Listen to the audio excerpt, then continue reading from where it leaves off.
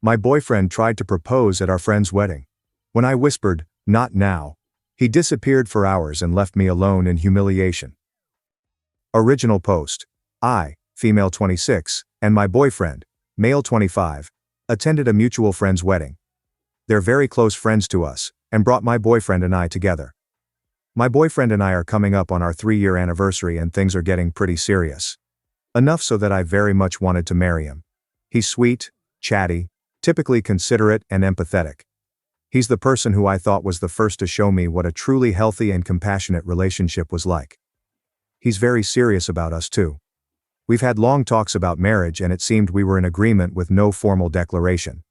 We had even gotten as far as looking at rings. So the chance of a proposal was more of a when, not if. A few weeks before the wedding, us and the engaged couple at the time were hanging out. The topic of weddings was very prevalent, and my boyfriend had cracked a joke about proposing at our friend's wedding. The to-be groom joked back and said, "That'd be funny as hell." This was followed by me and the to-be bride both shutting it down, trying to be serious but also not thinking he was serious. He was. During the reception, everyone had made their speeches and people were getting their food. While our table was waiting, my boyfriend went up to the DJ, and after, they played my boyfriend and I's favorite song to scream and sing in the car together, "Story of My Life" by One Direction. I look at him, smiling, and he's looking around. All of a sudden he grabs a fork, stands up and begins clanging on a glass. Immediately the whole dining room looks over. I stand up and whisper the words, "Not right now." His face drops and he yells a mix of, "I'm sorry, I was just joking." After he sat back down, I verbatim said, "Let them have their moment. Let's make this our own." He wouldn't even look at me. When it was time to get our food, he immediately went toward the exit. I followed and tried to catch up to him but couldn't find him. I texted him twice and called him a couple times, but got no answer, so I went back to the reception. After not hearing from him for about an hour and a half or so, he returns, sits down, and doesn't even look at me. The rest of the night was terrible. He looked like his dog just died, and I'm trying to make the best out of the night, but felt like I was just in his shadow. I was preparing for a breakdown or maybe a fight in the car, but the only thing he said was, "I don't want to talk about it right now." And the drive was just quiet and awkward. He sent me a long text about how hard it was to get the ring, how he felt rejected by his closest person, and that I embarrassed him. I tried to explain that it's not that I didn't want to marry him. It was our best friend's wedding, and they deserved their moment. That we should create our own, and not piggyback off theirs. He got offended and said that if I wanted to marry him, I wouldn't have stopped his proposal in front of everybody. This situation perplexes me. I've never seen the appeal of proposing at someone else's wedding, and tried to handle the situation in a way that I felt was calm and chill. But he's very adamant that I ruined the proposal, made him look like an asshole, and thus I'm the asshole. Am I missing something? Should I admit I was wrong and have just let his proposal go at our friend's wedding? Oops comments. Commenter. No, you did the right thing. But I think he feels hurt because he was really excited and ready. But that was not the right time and place. They deserve to have their reception focus on themselves. They spend the money, and TBH. It was their once-in-a-lifetime event. To be interrupted by someone's proposal would be tacky. I would talk to him though, even though his heart was in the right place. The context was wrong. OP. Yeah, this makes a lot of sense. I mean, I also got super excited when we talked about marriage. I tried not to make it seem like I was saying no, I just didn't want to be proposed to at an event tailored for someone else. Like you said, they paid for that, and it's an ideally once-in-a-lifetime event. Commenter. Not the asshole. It was bad taste for him to propose at the wedding. It would have been unfair to the bride and groom, not to mention tacky. He needs to get over it and move on. Out of all the possible scenarios to propose, he chose the worst options. You did the right thing by stopping him. No one knew he was going to propose, so he shouldn't feel embarrassed. Oop. I did try to tell him that. Our friends, the literal hosts, weren't even that mad after I explained the situation. They just said thank you for stopping him and no one else really said anything about it. Commenter. I don't think you're an asshole. You wanted to be empathetic to your friends, but I think he's just feeling a bit dejected at the moment. It's not your fault. I mean, you even tried to say before how much you wouldn't have wanted that sort of proposal. ATP, I say you just give yourself both some space. Not for too long though. I would wait a bit for him to come around. If he doesn't, I just ask if any of it is really worth the fight. Oop. Tie for this. I'm itching to try and call again just to check on him, but you're right. Space here is probably needed. Commenter. Can you get the friend to talk to him and explain? Maybe if someone else says the same thing he might take to it more. Oop. They did offer to call and say something to him. I told them maybe, but they're also about to go on their honeymoon. I love that they care about him and us, but I don't want to drag them into our drama when they should be having the time of their lives. Commenter. Girl. I noticed you are ignoring the comments telling you that this is a bigger red flag than you think because you want to stay positive and think the best of him. But those people are not wrong. The wording in some of these replies can seem harsh, but that's not because they are all anti-relationships or anti-men. It's because, unfortunately, some of us have lived long enough to see how the story ends with guys like this, who in the dating phase, ignore your discomfort. Do not respect your desires even after you flatly say no about something important.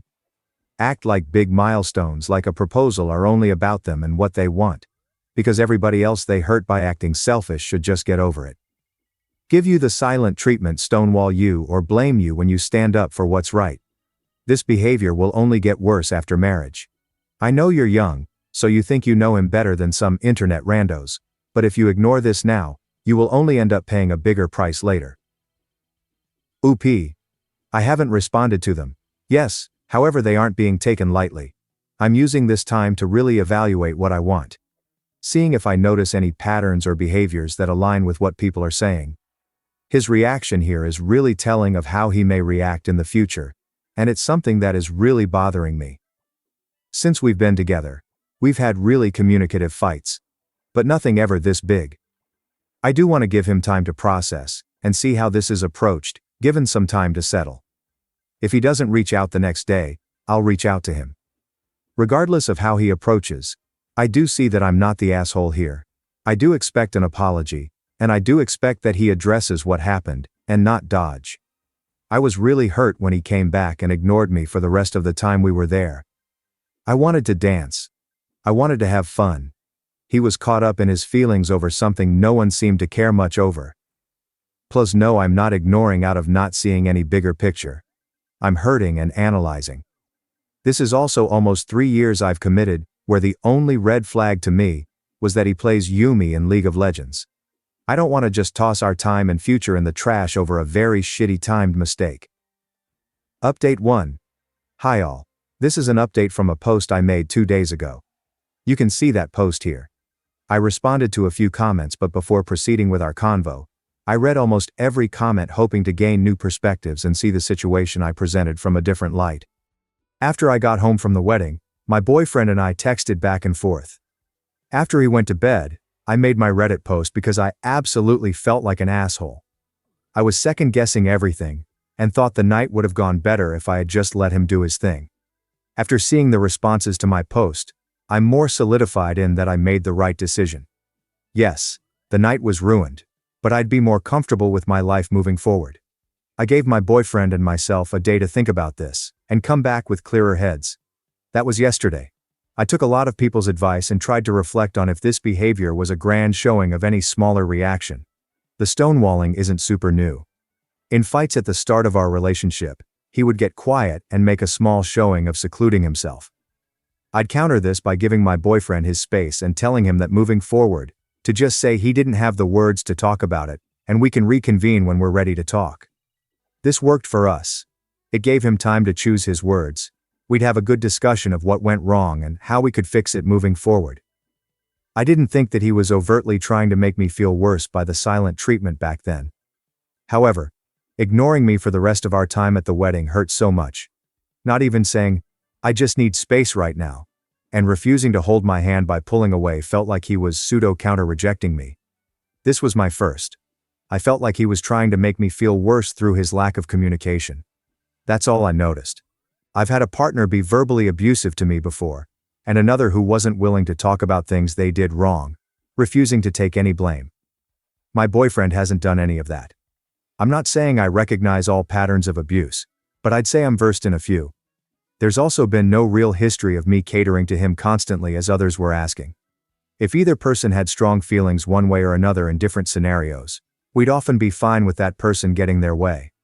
Otherwise, if we both didn't care all that much, he loves to use a wheel-spinning website to make decisions and I think it's cute. We met earlier today, he came over and we sat in my living room. He broke down. He vehemently apologized and said he felt like an asshole. He said he had been reflecting all of yesterday and talking to his dad about the situation. His dad got mad at him and talked him off his ego crash. His words, not mine. He had already sent a message to our friends, now flying to their honeymoon in West Europe, apologizing for making their most important day about him, and for not properly celebrating them. I asked why he neglected our conversation from months before. He said that the groom and their group of friends had egged him on in private since, not to propose at the wedding, but to do it soon. He didn't originally plan on doing it at the wedding. He's had the ring with him for about a month, never had any real plan, and wanted it to just be spontaneous. He told me he got caught up in the atmosphere of the wedding, saw his best friend with his girl, and couldn't stop picturing us in the same scenario. His urge overran his common sense, in his terms, and he made a choice he ultimately wishes he could take back. It very much spiraled from there. I noted that while his heart was in the right place, that doesn't excuse the shitstorm he put me through after. I expressed to him that ignoring me really hurt me. That him saying my rejection to his proposal was the reason for his embarrassment and shutdown was unfair, especially since we had already established for him not to do that. He accepted this, and continued to apologize, admitting it was very unfair of him, and that he should have handled his emotions and embarrassment better. Especially towards me. We had a lull in our conversation after he asked, "Where do we go from here?" At this point, I didn't want to just return back to normal. A day where I expressed to him that I felt the prettiest in a long time, expected us to have enormous fun and watch our best friends have their moment to shine, turned into a day where I was crying in my room reading Reddit comments about how I should break up with him. I genuinely thought I was the asshole who should have just bit the bullet and accepted a proposal in a way that I and others thought wasn't okay. I told him that if we were to move forward, he needed to seek a therapist to help him manage his emotions. Not only from this, but other signs that he may have a panic disorder. My mom works for a mental health clinic and has offered resources before. I said that I needed time to rebuild my trust in him. He understood and is going to seek mental health resources through my mom's clinic. Until then, we'll be on a week or so break with an open channel of communication. He's going to find appropriate channels to better himself, and I'm going to take myself on a mini vacation after the emotional roller coaster that was this weekend. We did talk about what each other's ideal proposal was, something we should have talked about before the trigger was even pulled on it. I said that I didn't care for anything fancy, I just prefer it not to be public. He said that he wanted to make a grand showing of love to me and didn't care where or how. He asked if it was okay to have friends and family present, or if that broke my public rule. I said that was fine and was happy with the communicative compromise. I also stated that I didn't want to be proposed to for a while so that we could let this situation rest and figure ourselves out from here. He accepted this. Something I thought was really sweet that I wanted to mention was that before he left, he said, "I do think I owe you some dancing." And so we slowly danced in my living room for about a half hour until he left. A small and romantic action, prob to earn brownie points, but the conversation did reassure me that he's willing to try and be better. He recognized he was in the wrong, and that a joyful day was robbed by pride and not rejection. This was about as ideal of an outcome as I'd hoped. Thank you all for taking time out of your days to reply and bring me back to earth. Thank you to those who messaged me in private to make sure I was okay or to give input. While the future is still obscure, it's a little clearer than it was a couple days ago. I have a clearer understanding now of what I want and what's healthy. Moving forward, I will do every ounce of weighing before I enter what should be the most important commitment you can make to a person you love, and I'll keep a more careful eye on his behaviors and how he may react to adverse situations. I hope the best for you all as many have for me. Thank you. Edit, wording. Top comments on post. Comment 1. Finally someone who actually talked it out as adults, rather than just jumping to immediately discussing ending the relationship. I'm glad you guys made up and made proactive steps to actually mend the relationship. Comment 2. Shout to the dad for giving the BF a reality check. Comment 3. I'm happy for you, that you stood up for yourself, communicated with him, and were able to reach an understanding. I don't tend to default to break up with him. Zrania, so I'm glad the relationship might weather this storm. Thanks for watching and diving into this wild family drama with me. If you love Reddit family drama, don't forget to subscribe and turn on notifications so you never miss the next one.